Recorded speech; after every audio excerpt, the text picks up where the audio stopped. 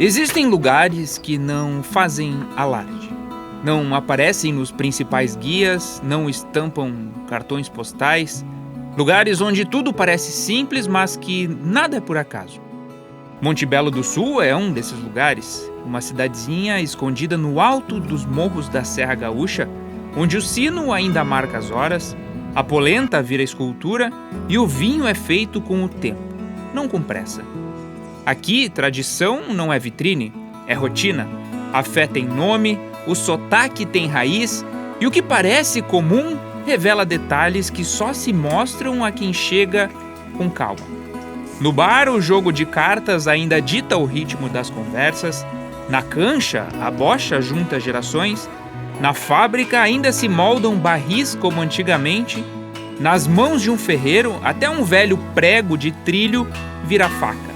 E em volta da mesa, com gróstoli, vinho, risadas e muita música, o filó acontece como se o tempo não tivesse passado.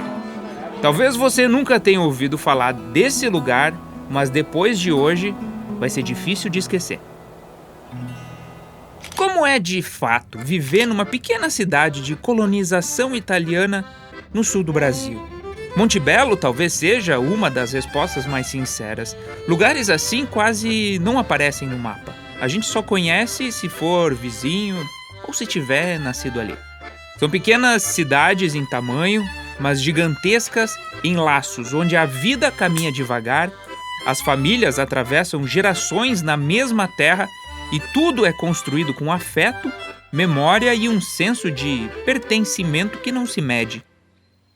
E como essa cidade é pitoresca, essa cidade é um lugar que dá vontade de abraçar em cada cantinho que a gente vai. Aqui onde que eu tô, por exemplo, esse castelo todo feito em basalto. Olha só, pedras que foram extraídas de Garibaldi. Não é de Nova Prata, como vocês assistiram no documentário, mas olha só, logo na entrada da cidade, que é um dos principais pontos, inclusive, que as pessoas param para fazer foto e observar.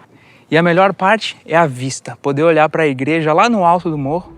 A vista nos chama como num convite inesperado a cruzar um oceano sem sair do lugar. Lá no alto, a igreja observa tudo como a guardiã de um segredo muito antigo. E mesmo sem um passaporte, a gente sente que estamos a poucos passos de uma pequena Itália escondida num pequeno canto do sul do Brasil. Quem vem pra cá diz que isso aqui não é Brasil. Se eu não estivesse falando português, você acharia que é outro lugar. Mas sim é Brasil, um Brasil que nasceu do chão batido, das mãos calejadas e da coragem de começar do zero. Aqui, cada pedra empilhada conta a história de quem recriou o velho mundo com o pouco que tinha e com tudo que acreditava. Tem uma coisa que eu acho muito legal aqui na Serra Gaúcha, é que muitas das pequenas cidades elas ficam no alto dos morros, no alto das colinas, como é o caso aqui de Monte Belo do Sul. E nesses lugares, geralmente, a gente tem vistas que são muito gratificantes. Como, por exemplo, aqui, se olhar lá ao longe, a gente enxerga Bento Gonçalves, da qual Monte Belo já fez parte uma vez, mas que hoje é só apenas uma breve memória distante. Às vezes a gente se pergunta por que nascem tantas cidades pequenas por aí. Mas a verdade é que muitas delas só queriam ser vistas, deixar de ser margem para ganhar importância própria. Monte Belo do Sul, como tantas outras, floresceu onde antes era só um pedaço de outra história. E mesmo com tantos nomes diferentes, muitas cidades carregam a mesma raiz. Famílias que há 150 anos plantaram ali um modo de viver que continua brotando até hoje. Não, Monte Belo do Sul é uma cidade como tantas outras aqui da região, né? Pequena, acolhedora, a gente ao menos acha que é, né? A gente sente mais isso de quem vem de fora mesmo.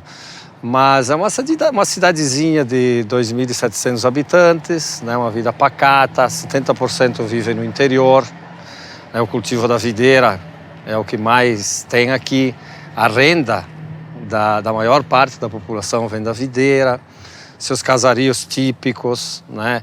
Aqueles casarios que vieram ainda da época da imigração, muitos deles.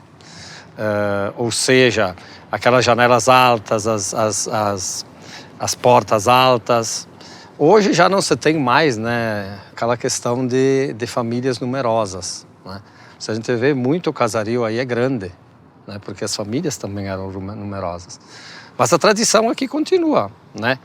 Aquilo que a gente herdou há 150 anos, se comemora 150 anos de imigração esse ano, aquilo que a gente herdou ainda existe.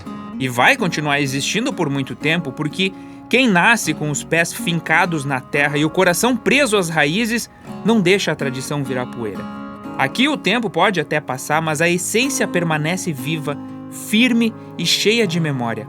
Então, o que a gente tem aqui de cultura, tanto de patrimônio material como imaterial, ele é aquilo que a gente herdou. Hoje, Montebello já não tem mais 100% de população originária da Itália, né? Mas 98% ainda temos. É natural que o tempo traga mudanças, mas aqui o novo não apaga o velho, caminha ao lado dele. Em cada canto de Montebello há um respiro de memória, um detalhe que carrega histórias, um silêncio que parece falar. E a gente se pega pensando como foi que tantos imigrantes vieram parar justamente aqui, nesse pedaço discreto do mapa que muitos nunca ouviram falar. Depois de um tempo a gente começa a entender por que a cidade se chama Montebello do Sul. Porque basicamente a gente está num belo monte. E o que a gente tem num lugar assim? Vistas. Para um vale incrível em qualquer lugar que a gente vá. E aqui onde que eu tô agora não é diferente disso, não. No fim das contas, talvez os imigrantes não tivessem muito, mas sabiam reconhecer beleza quando a viam. E escolheram morar no alto, onde o olhar alcança tão longe que parece buscar no horizonte um último vislumbre das casas que deixaram para trás. E assim a cultura criou raízes tão profundas num Brasil que ainda se desenvolvia. O tempo passou, mas os costumes ficaram. O fogão a lenha aceso, a rotina sem pressa, as fotos da família penduradas na parede, os porões cheios de histórias e as mesas sempre cheias. Até o idioma, que veio fragmentado de tantos sotaques e se adaptou ao português, foi se moldando à terra e ganhou vida própria. Hoje, reconhecido por lei, é mais que uma fala, é herança viva. O italiano, ele é uma língua hoje ele é uma língua, porque ela veio com o imigrante, ela veio, né? Então, o imigrante do norte da Itália, uns vieram do Vêneto, outros da Lombardia, ou seja, Treviso, Cremona, Bergamo, Vicenza, Belluno, são várias regiões com dialetos diferentes. Aí eles chegaram aqui, né? Um falava de um jeito, outro falava do outro, misturou até com o português que já tinha por aí, até com o índio, né? Porque os índios já estavam aqui. E aí, como é que eles faziam para se entender? Eles criaram uma língua nova, que foi o italiano. Eles misturaram as palavras, né? Aquilo que era o italiano, né? Eles transformou no italiano. E aí eles conseguiam se entender, né? Uma que veio de Treviso, uma imigrante que veio de Treviso, que ela conheceu alguém que veio de Belluno, né? Eles casaram. Aí eles tinham que se entender, né? E aí eles começaram a criar esse italiano. E hoje o italiano é uma língua reconhecida por lei, né? O italiano não. O italiano é o gramatical que ensinam nas escolas, na Itália, muitas escolas. Nós aqui temos o ensino do italiano nas escolas, para resgatar a história. No meu documentário sobre o italiano, eu aprofundo essa história de um idioma que já foi proibido, calado à força durante a Era Vargas sob ameaça de duras punições. Felizmente, os tempos mudaram e aquilo que tentaram silenciar atravessou gerações e hoje resiste como um símbolo de memória, de identidade e de um Brasil que, sem perceber, fala muito mais do que apenas o português. O italiano, que é um patrimônio imaterial fantástico que a gente tem aqui. Eu me lembro a minha nona, quando ela falava em português, a gente ria da cara dela, porque a gente não ouvia ela falar em português. E hoje tem famílias ainda que eles só falam italiano. E tu fala italiano? Eu parlo italiano, parlo um po' diverso. O italiano está por toda parte, nas conversas, nos gestos, nas entrelinhas, mas a gente só percebe isso quando deixa de olhar como visitante e começa a pertencer, mesmo que por instantes. É aí que se revela esse pedaço quase esquecido do nosso país que guarda uma preciosidade que não se mede, só se sente. E a senhora fala italiano? Ma guarda, ti se parlo mia. Se te vuoi parlo tutto italiano, ma ti capisci mia, né? Só me che te capisci. Eu não capisco niente. Capisci niente? E mi vuoi dire che su in italiano, allora vuoi dire che su. Io capisco un pochettino. Ma mi vuoi dirti su in italiano, allora? Álvaro, ti aggravati. Che mi dico su italiano, che lui capisce mia. Eu ainda tenho muito a aprender, mas é só ouvir o som do talhã para sentir uma espécie de familiaridade que não se explica. Talvez porque, em algum canto da minha história, esse idioma também já tenha vivido, mesmo sem nunca ter falado em voz alta. Quando falamos em costumes herdados da Itália, poucos falam tão alto quanto a fé. As igrejas sempre ocuparam os pontos mais altos, não por vaidade, mas por devoção e por tradição. Muitas começaram como simples capelas, erguidas em retribuição a uma promessa atendida. Com o tempo, cresceram junto com a comunidade, ganharam altura, respeito e um papel central. E por longos anos foram elas que marcavam o ritmo da vida.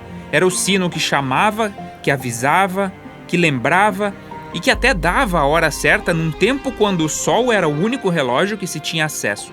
O sino da igreja, agora ele vai tocar 12 vezes, porque nós estamos gravando ao meio-dia, né? Isso é sempre assim? É. A cada toque, né? A cada 15 minutos ele toca. Esse sino que você está ouvindo aí, ele veio da Itália. São 3 sinos que estão ali. Os 3 vieram da Itália. Então eles têm uma história também bacana. Muitos estranham, né? Ouvir o badalado sino aí a cada 15 minutos, mas não é sempre que bate assim. Em cidades pequenas como Monte Belo, o som do sino faz parte do cotidiano. A cada hora ou até de 15 em 15 minutos, ele se impõe sem pedir licença.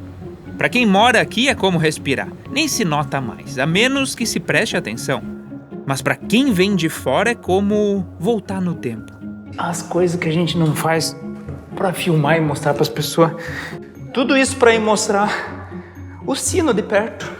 Valorizem, viu? Porque é cada coisa que eu faço para mostrar o extra do mundo ordinário que vocês nem fazem ideia. E cá estamos no topo da igreja de Monte Belo para filmar o sino. Se ninguém nunca te mostrou, é assim que é um sino por dentro. É engraçado pensar que há pouco a gente só avistava essa igreja lá no alto, como quem observa de longe um objetivo. E agora a gente está aqui frente a frente com Bellina, Becker e Scalabrina. Os 3 sinos que cruzaram o oceano nos anos 20 e que hoje seguem ecoando o que Monte Belo tem de mais autêntico. Uma identidade forjada na fé, no tempo e nas tradições.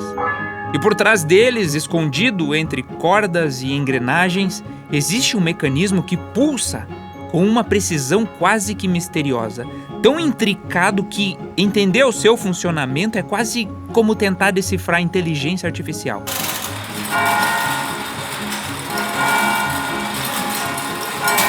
Aliás, é assim que funciona um relógio desses. E como é típico das cidades pequenas, aqui também vivem histórias que fazem até os mais céticos levantarem a sobrancelha. Em Monte Belo, quase todo mundo conhece e venera o padre José Ferlin. Ele foi quem sonhou essa igreja e deu vida a ela. Mas a sua fama vai além da fé. Muitos dizem que ele também tinha o dom de expulsar o que alguns chamavam de o coisa ruim. Tinha gente que entrava aqui endemoniado, mesmo endemoniado. Até um domingo, eu estava sentada por aqui, não sei qual era o banco, mas não me lembro mais. E ele estava rezando missa. E tinha uma mulher que dava esses negócios. Ela era endemoniada, né? Aí ele vinha, rezava a missa, ela podia gritar, podia fazer o que ela queria, ele não dava bola. Rezava a missa dele. Quando ele terminava de rezar a missa, aí ele vinha, então ele dava a bênção que ela precisava. Pronto, ela se acalmava e já ia para casa tudo. Até hoje, o túmulo do padre Ferlin recebe visitas de quem vem agradecer, pedir ou simplesmente orar. Em vida diziam que ele curava males profundos e, pelo que contam, nem a morte foi capaz de acabar com esse dom. Quando ele dava as bênçãos, aquelas bênçãos que ele tirava o demônio das pessoas, ele saía toda, até a batina molhada ali tinha. Ele suava para tirar, né? O poder dele estava ali, nas mãos dele. Mãos. Talvez essa seja a palavra que melhor define Montebello. Foram elas que moldaram o passado, que sustentaram os costumes, que deram forma ao que parecia simples demais para durar. E é justamente ao seguir esses rastros manuais que a gente encontra verdadeiras preciosidades que ainda se escondem por aqui. Sim, cada bocha tem uma pontuação diferente. As maiores, 4 pontos. E o balim, que é a bocha menor, 12 pontos. E aí eu posso jogar quantas vezes? No campeonato aqui a gente arremessa 12 vezes para derrubar o máximo de bochas e balim que tu vai somando, vai agregando valor na tua pontuação. Essa é uma variação da bocha que muita gente já conhece, a bocha modelo 48. As regras mudam um pouco, mas a essência é a mesma. Reunir a comunidade, desafiar a pontaria e principalmente seguir cultivando um hábito que faz parte da alma dessas cidades. Eu vou te dizer ali, há uns 20, 25 anos atrás, a bocha, o pessoal não jogava mais aqui. Eu estou falando da bocha modelo 48, que é aquela jogada. Existe a bocha rolada, né? A bocha modelo 48, ela não era mais jogada. E aí a gente criou um torneio dentro de um desses eventos, né? E aí o pessoal começou a gostar de novo. Hoje a gente tem campeonato de bochas. Campeonato de bochas, tanto de homem como de mulher. E todo mundo joga mesmo, até a Diana se empolgou com o momento. É difícil? Isso até pode ser comum em muitas cidades do interior gaúcho, mas aqui não é só passatempo, é compromisso. E vou te dizer, olhando de fora parece simples, mas tentar fazer igual essa gente é outra história bem diferente. Tá, tem que acertar a bolinha? Isso. O balinho.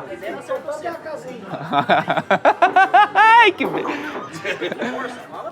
E foi! Olha só! Vá!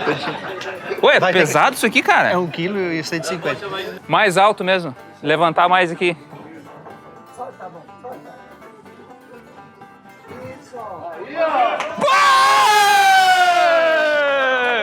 Mas tá louco! Ó, já posso entrar no campeonato? Pode. Pera aí, eu fiz parecer que é fácil? Talvez porque eu cortei do vídeo todas as 300 outras vezes que eu errei antes.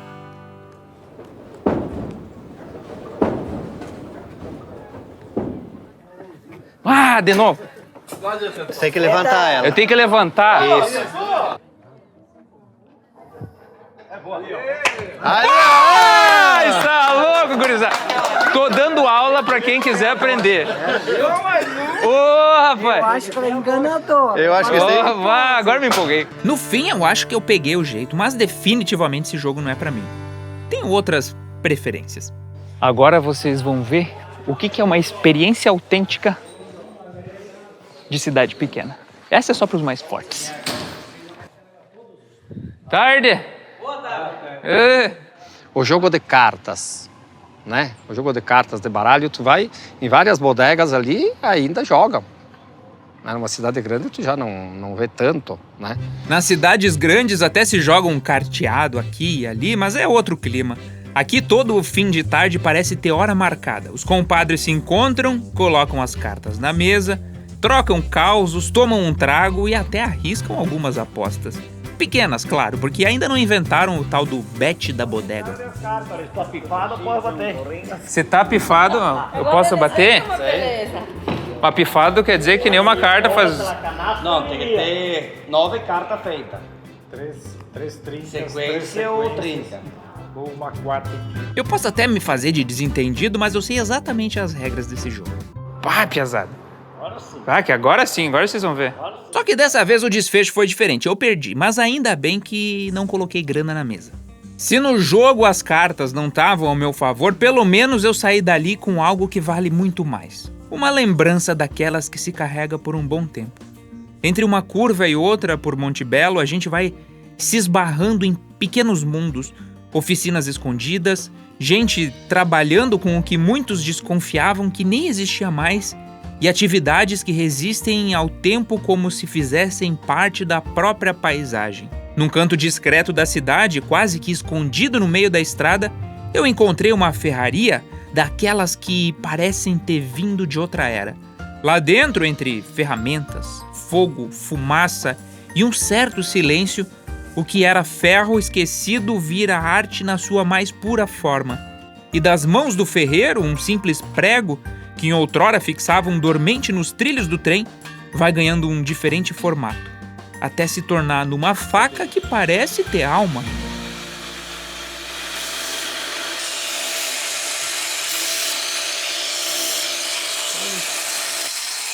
Essa faca é a faca que eu mais faço. Esse aqui vem de um prego de dormente? É. Quem diria que daquilo lá dá pra fazer isso aqui? É, forjar ou transformar, né? Então minha função é transformar. Agora dá até pra entender o amor que certas pessoas têm por uma faca. Porque eu pensava assim, mas por que as pessoas gostam tanto de ter uma faca? Mas daí eu vejo tu fazendo Quem isso gosta daqui. de faca é complicado. É complicado, mas eu até entendo agora, ainda mais quando se tem a oportunidade de ver algo tão simples tomando forma.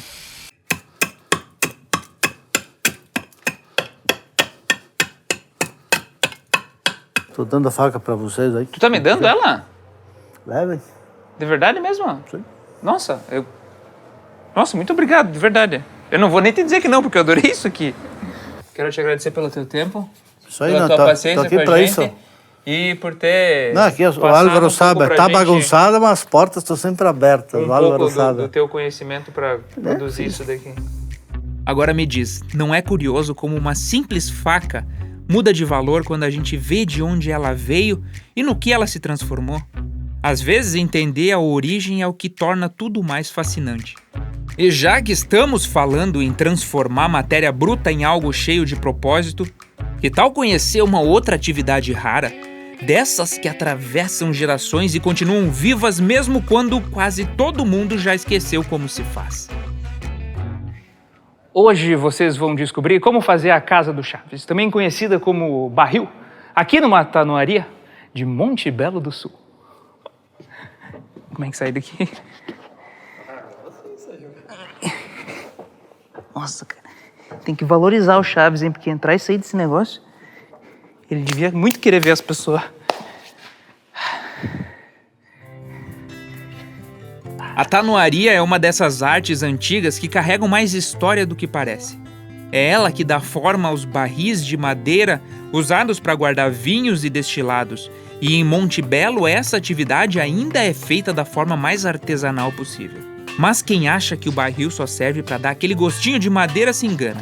Por trás dele existe um processo delicado, quase invisível, que muda completamente a alma da bebida sem que ninguém perceba. A gente sempre vê a madeira nessa parte de sabores, né?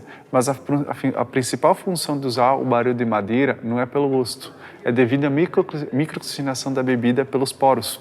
Porque quando o álcool está aqui dentro, ele vai respirando pelos poros, então aquele álcool mais volátil começa a evaporar, vai dando um arredondamento, um aveludado na bebida. E essa função a madeira nunca deixa de fazer. A única coisa é que com o tempo vai gastando o tanino da madeira e vai reduzindo a intensidade de sabor, as notas aromáticas da madeira na bebida. O que pode ser também ser um ponto positivo, dependendo do produto que vai envelhecer nela. Por exemplo, se a gente pegar cachaças envelhecidas 5, 6, 7, 8 anos, o barril quanto mais velho for, melhor. Porque ele não vai agregar tanto sabor de madeira, mas vai trazer muita complexidade à bebida. Agora, se for para bebidas mais jovens, a madeira nova é melhor. Para quem entende do assunto, o mais comum é ouvir falar em carvalho francês ou americano. As madeiras brasileiras quase nunca entram na conversa. Mas por aqui o valor está no que é da terra, e esse orgulho em usar o que é nosso faz toda a diferença. A mais que a gente consome é essa aqui, camburana. Depois a gente tem bálsamo, tamurana, bálsamo, cabriúva, grape e castanha do Pará. Hoje são as 5 que a gente trabalha aqui, digamos, o ano todo, né? Tem muita opção de madeira brasileira, muita opção de mercado para explorar. A gente nem sabe, às vezes, qual é o resultado na bebida, porque tem uma infinidade E não pode de ser qualquer madeira também, né? o ideal é que sejam árvores, digamos, sem resina branca, por causa para não ter risco de ser tóxica a madeira. E toda vez que faz a madeira para o barril, não dá para derrubar a árvore e já fazer. Tem que serrar a árvore, serra o tronco, faz as pranchas, deixa a secagem natural ao tempo, 2 anos sol e chuva, e depois desse processo que faz a montagem do barril. Confesso que tudo isso era novidade para mim e talvez seja para você também. Porque se preparar madeira já é um processo cheio de detalhes, montar um barril Então é como montar um quebra-cabeças que precisa se encaixar com precisão milimétrica e sem nenhuma cola. A gente vai posicionar essas peças lado a lado aqui no cavalete até fechar a circunferência toda. Ali a gente vai... Vamos entregando aí que hoje tu tá de folga. Pode ir colocando. Não tem Até ordem. certo ponto. Quantos barris vocês conseguem fazer aqui por dia, mais ou menos? Nesse padrão aqui, a gente conseguiria produzir do início ao fim 30 por semana. 30%? Nossa, é demorado? Mas e a gente é uma tanaria pequena. Para ter uma ideia de produção, a gente é uma tanaria pequena aqui. A gente consegue fazer desse porte, 200 litros, 30 por semana. Tem tanarias lá fora, tanarias grandes, produzem em média 120 por semana. Próxima vez que as pessoas que estão nos assistindo, elas virem um barril em volta, vão saber toda a história, tudo que vem por trás disso. Tem média de 30 a 35 peças por barrica. Agora nós vamos colocar mais cintas. A gente coloca essa aqui, ela vai ir lá embaixo. Ela já está na posição correta assim, pode largar lá embaixo. Agora a gente vai ajeitar todas essas peças aqui que elas estão desalinhadas, a gente vai começar a ajeitar elas para ficar mais bonito visualmente aqui, assim, para ficar reta. E a gente vai batendo pro arco e descendo para ir apertando. Pode experimentar. Esse aqui vai... Eu tava gostando de ver trabalhar. E vocês achando que quebrar pedra em Nova Prata era o auge da minha vida. Vamos ver? Ó, já tá ficando firme. Quase pronto. Quase pronto. Todo o processo produtivo não vai cola, não vai nada na junção das peças. É só pressão da cinta. E não vaza não nada. Vaza. Depois, o que dá vedação é o próprio líquido que faz a madeira inchar e estufar. Essa é, digamos, a parte fácil do processo, porque daqui para frente o que entra em cena é pressão, calor e precisão. Primeiro a madeira precisa ser amaciada pelo vapor para que aceite ser curvada sem quebrar. Depois entra o cabo de aço puxando as tábuas com tamanha força até que tudo se una em forma de barril.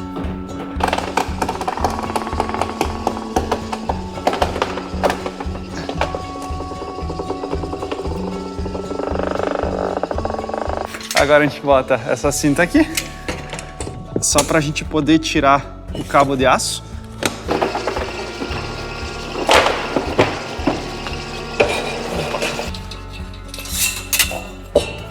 Agora eu vou tirando aqui. Agora vamos dar o aperto.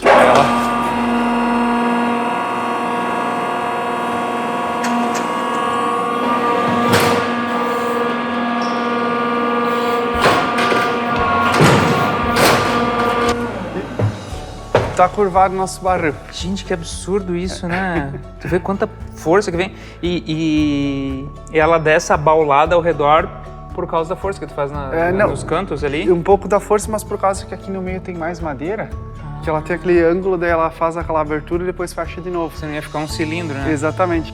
Antes de selar o barril com suas tampas e abrir os furos certos, ainda falta a etapa que faz toda a diferença. Aquela que nunca vamos ver, mas que define o caráter e a identidade de cada um desses barris. A tosta é uma das etapas mais importantes da produção do barril, porque conforme tu cozinhar a madeira, tu vai extrair um aroma e um sabor diferente da bebida. Aí a gente tem dois tipos de padrões de queima. Padrões que a gente fala tosta mais para vinho e temos padrões de torra destilado. Tostas de vinho são tostas longas em temperatura baixa. E as toras de destilado, que vai para cachaça, aí é carvão. Aí tu bota ali aqui 250, 300, 400 graus, mas é 5, 10 minutinhos. Faz aquele lamaredo de fogo, explode de fogo e deixa queimar. Cada barril segue um caminho. Alguns saem daqui prontos, outros voltam para ganhar uma nova função. No documentário de Voti, a gente viu cachaças que usam justamente esses barris de Montebello para maturar a bebida. Mas muitos deles ficam por aqui mesmo, abrigando vinhos produzidos com as uvas que fizeram a fama da cidade. Afinal, Montebello do Sul é o maior produtor per capita da fruta em toda a América Latina. Agora, de vinho você já deve estar bem informado. Mas e se eu te mostrar uma versão dele que quase ninguém conhece? Existem vários processos de elaboração de vinhos. Os convencionais, né? Os orgânicos e os biodinâmicos. Os convencionais você utiliza em todo o solo produtos sintéticos tratamentos químicos no vinhedo e também insumos enológicos na vinícola. Esse é o que a gente mais encontra por aí nos mercados, né? Isso, são os convencionais. Os orgânicos também têm, usam também certos processos de vinificação, mas é menos que os convencionais, por opção de cada empresa. Os biodinâmicos já são os que podem ter a mínima intervenção, ou nada de intervenção na elaboração dos vinhos. Zero químicos. Assim. Zero químicos, sim. Nós trabalhamos na vivificação do solo, mineralização do solo, na alimentação da videira, que vai estruturar o fruto, e deste fruto que está bem estruturado, após, no momento astronômico, porque nós trabalhamos muito com astronomia, tem que saber tudo isso aí, porque aí que você tem maior concentração de aromas e sabores, né? Você começa todo o trabalho de vinificação. Nós, em vinícola, nós trabalhamos com as leveduras que vêm com a uva, e também com a fermentação espontânea, né? E leveduras selvagens, e a gente daí não usa nenhum insumo enológico, não usa nenhum conservante. Então as leveduras é do próprio organismo agrícola, e a gente não faz trasfegas e nem filtragens. Então a gente procura manter o máximo da integridade e a expressão do território. E o que isso caracteriza no aroma e no sabor? São vinhos que expressam o local, e são vinhos muito mais persistentes, mais aromáticos, mais gastronômicos, mais frutados, mais florais. Esses vinhos são raros e não por acaso. A produção exige cuidado extremo e o risco de perder tudo no caminho é bem maior. Talvez por isso poucos se atrevem, mas quem prova dificilmente volta atrás. É como descobrir um sabor mais verdadeiro da terra, cru, vivo, inesquecível. A pessoa que está no mercado, por exemplo, algum dia, ela não sabe se o vinho é orgânico, é convencional, é biodinâmico. O que ela pode procurar no rótulo? Os rótulos têm que ter o selo orgânico e aqui tem que estar o selo Biodinâmico Internacional Demeter. Se não tiver esses dois selos, não é biodinâmico. Orgânico não é biodinâmico. Biodinâmico é orgânico. Com tanta coisa envolvida na produção, abrir uma garrafa dessas não é só beber vinho, é viver um momento. E quanto mais especial for um instante, mais sentido esse sabor vai fazer.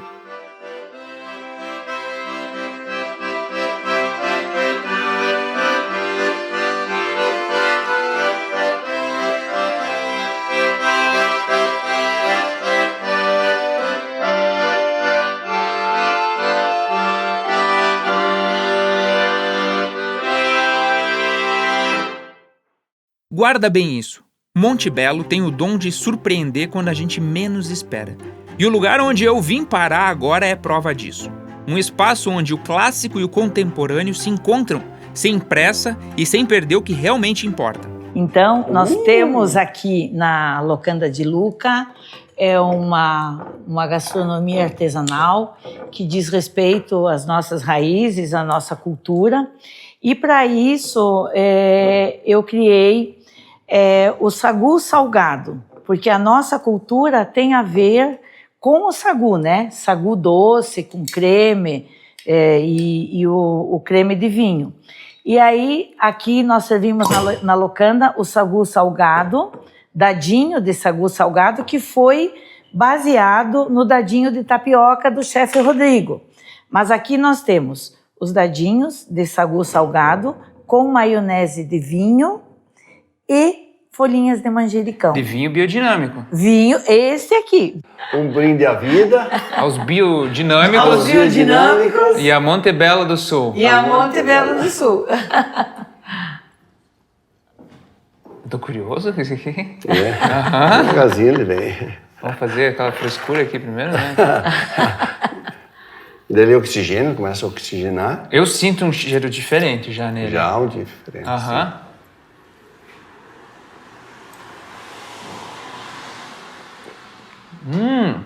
Isso é daquelas coisas difíceis de explicar, só sentindo mesmo. Então na próxima vez que for escolher um vinho, procura esse selo no rótulo e leva para casa. Depois me conta se não é outra experiência. Ele tem um gosto absurdamente marcante. Marcante. Persistente em boca, muita fruta. Digamos que uma ótima companhia para uns dadinhos de sagu salgado. Esse é um dia que valeu ser vivido. E valeu mesmo, mas o melhor ainda tá por vir. Se você curtiu tudo isso que foge do comum, se prepara, porque o próximo assunto é daqueles de dar fome e reviver memórias. Antes, claro, a gente precisa falar da estrela maior da cozinha italiana por aqui. Essa polenta aqui é a polenta raiz, né? Porque as nonas faziam assim. A minha nona fazia, a minha mãe fazia assim. Antigamente não tinha esses negócios, né, de fogão a gás, era só fogão a lenha, e tudo era feito aqui, né? Tudo era feito aqui no fogão a lenha. A polenta aqui feita dessa forma, na calheira, como antigamente no fogão a lenha, tem outro sabor. Aí quando a nona fazia a polenta, a gente ficava esperando ela virar no taier, que era a tábua onde virava a polenta, né? Pra ir comer a grossa da polenta, enchia de leite e se esbaldava. E era a nossa comida preferida. A receita da polenta pode até ser simples, fubá, água e sal, mas tem algo de mágico nisso. Porque por mais básica que pareça, em cada lugar o sabor muda. É como se carregasse um pouco do passado e da mão de quem fez. Agora a gente vai botando a farinha até ela pegar o ponto, né? E aí depois ela fica 1 horinha mais ou menos cozinhando aqui. A gente vai regulando o fogo, botando lenha, para ela fazer um cozimento parelho, né? Fazer um cozimento igual. E até ficar... Quando ela começa a desgrudar aí quando começa a fazer a crosta aí ao redor, a crosta da polenta, aí ela já tá cozida. Então agora a gente tá finalizando a polenta, ela já tá pronta, já tá com a crosta pronta. E a gente vai virar no taier.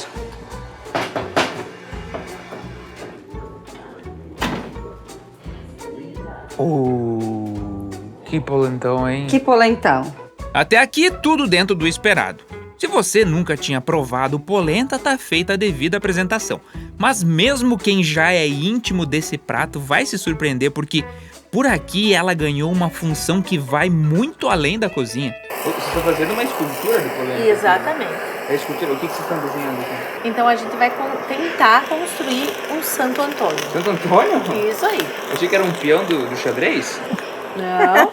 O que a minha mãe está fazendo agora é pintando o vestido para que dê uma característica da roupa escura do Santo Antônio. Mas depois, essa escultura aí, ela é comestível ou ela é só... Não, ela não é comestível porque a gente manuseia ela muito, né? Então, ela vai servir como alimento para os animais, aí sim. Isso é uma ideia de vocês? Isso. Isso não foi feito em nenhum outro lugar antes, eu imagino. E dura quanto tempo, mais ou menos, uma escultura? Depois de pronta? Dá para uns 3 a 4 dias. Aí depois ela começa a desmanchar. Ela começa a desandar, né? Quem poderia imaginar que das mãos mais simples surgiria algo tão único assim? Mais do que criatividade, é uma forma de reverência. Uma homenagem delicada ao que um dia foi necessidade. Hoje, em tempos de fartura, saber reconhecer e valorizar o que veio antes é um gesto raro e bonito demais. Esse aqui é o Santo Antônio. Tá finalizado agora, então. Está pronto. Olha que trabalho fantástico que a senhora tem aqui, que a senhora faz. E sabe para que tudo isso? Para celebrar como ninguém a estrela da mesa. Monte Belo é palco de um evento no mínimo inusitado. O Polentaço, uma festa dedicada inteiramente à polenta, com direito a um momento épico, o tombo da polenta gigante. Quase 1 tonelada virando de uma vez só. E entre uma porção e outra, o público ainda confere algo único no mundo. As esculturas de polenta disputando qual impressiona mais. A gente tem no Polentaço as esculturas de polenta, né? É a única no mundo. A gente tem orgulho de falar isso, porque além de ter sido aquela que nos deu o sustento, ela é uma arte, a arte da sobrevivência. Aquilo que era dificuldade uma vez, a gente conseguiu reverter em admiração, que as pessoas sintam orgulho, né, de ter a polenta como aquele instrumento que fez com que as nossas famílias se desenvolvessem, né? Aquele monte de polenta, é a fartura, é aquilo que não se tinha uma vez. Em lugares como Monte Belo, nada é só enfeite ou feito por vaidade. Tudo carrega um porquê, um gesto, um costume, uma lembrança que foi mantida. É uma forma simples de manter vivo o que veio antes e garantir que siga adiante. Deixa eu te dar um abraço. Obrigado pelo teu tempo. Obrigado por ter feito essa escultura incrível. E a senhora, posso dizer que é uma artesã de mão cheia. E já que o assunto é comida típica italiana, nada mais justo do que dar espaço para uma das sobremesas mais queridas. Daquelas que vêm de muito tempo atrás e continuam adoçando todas as mesas. Agora nós vamos aprender a autêntica receita de um grostoli italiano, né? Aquele bem fofinho, né? Bem fofinho. A massa, ela é feita de ovos, leite, a gente põe cachaça. É um segredo para a massa não absorver tanto óleo. Farinha, nata. Uso nata para massa, para ela ficar bem fofinha. Bem fofinha, né? O segredo é gordura, na verdade, né? Isso. Aí a gente corta assim, fazer os quadradinhos. E aí a gente vira assim, ó. Pega uma ponta e outra, passa pra dentro. E puxa pra fora. E puxa. Tá, eu vou cortando e você vai dobrando. Acho justo. Passa por dentro aqui, sim? Passa por dentro. E tá pronto. E puxa. Olha aí, ó. Nem precisa de Senai. Só precisa dominar a arte de fritar na gordura quente. Se pianta così. Cantando música de polenta aqui, fritando o grosso. Polenta così, cha cha pum, cha cha pum, cha cha pum, cha cha pum. Aí a gente deixa ele pegar uma corzinha. Ó, ele vai crescendo e sobe. Olha isso.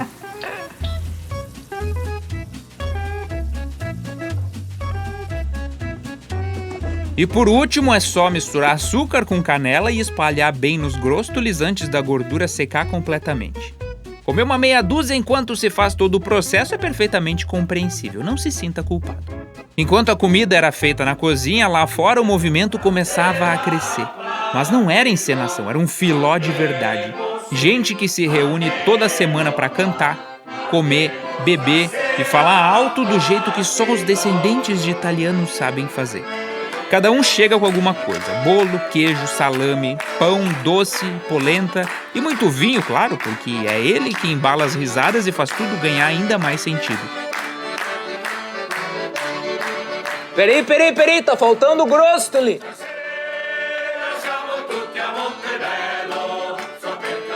É pouco mais de coração, né?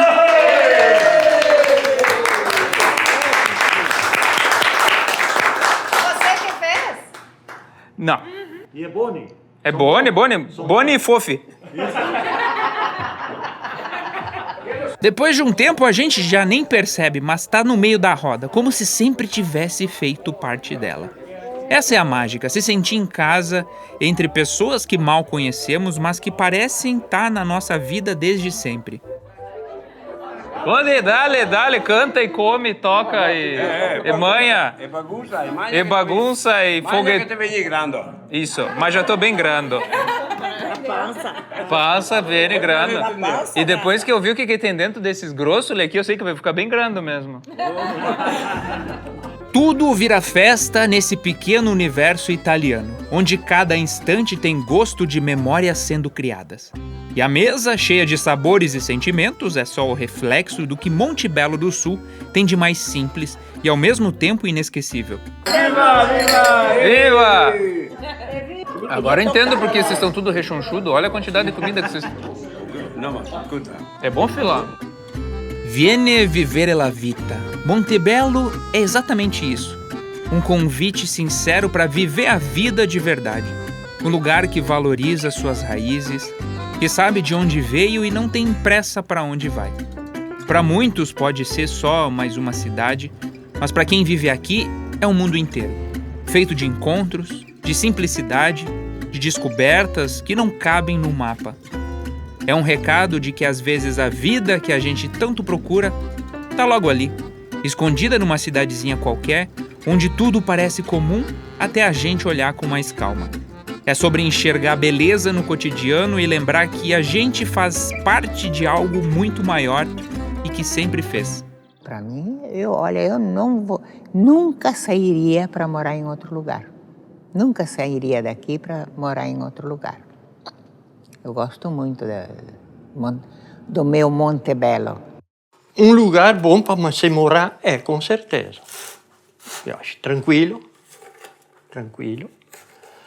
onde todo mundo conhece todo mundo, então, quer dizer, não tem, assim, inimizades, não tem. E é um lugar, eu acho que, ficando ali mesmo na praça, porque eu vou todo fim de semana ali vender esses produtos, né, para ela, no sábado e domingo, se não chover. Mas a gente percebe que Montebello é um lugar especial só pela quantidade de turistas do país inteiro e de fora.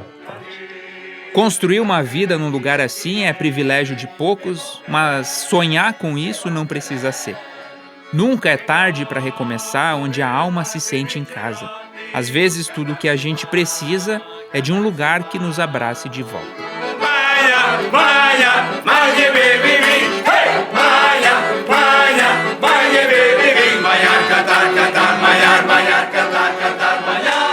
Escaneie esse código para acessar o guia completo de Monte Belo para explorar a cidade por conta própria ou clique no link da descrição.